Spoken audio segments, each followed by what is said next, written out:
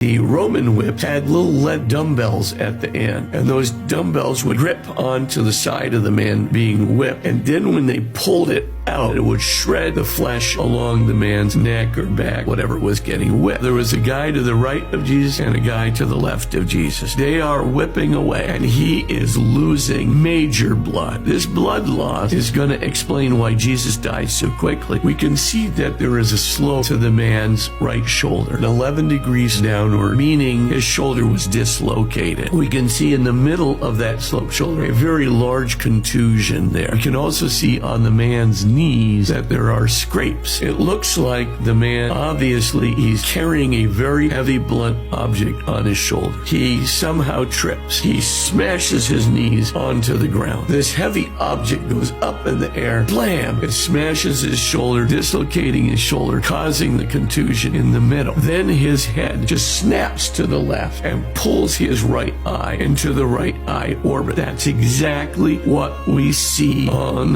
the shroud. This also explains the Romans didn't get Simon of Cyrene because they felt sorry for Jesus. The basic thing is they want to torment him as much as possible, but Jesus couldn't do the job. He's going to be partially paralyzed on his right side, so there's just no way he's going to be able to carry that cross any further. Then you look at the piercing in the hand. We only can see the exit wound on the right hand. The likely scenario is that the nail is put right in here at the lower part of the palm, and there's a little channel that goes down here, and the nail follows this track and comes right out there, exactly at the angle of the exit wound in the man's hand. The amount of pain, because there's a complex of nerves. So when you're hanging there, your diaphragm is fully distended. You're not going to be able to breathe. You got to pull yourself up. Ripping against your own flesh. Ripping against your flesh. And by the way, this guy was not nailed to a little ledge on the cross. His foot is literally nailed to the wood of the cross. A man in that shroud definitely was crucified with a crown of thorns. And not only that, the thorn that was used in the crown is called a Syrian Christ thorn, a very long curved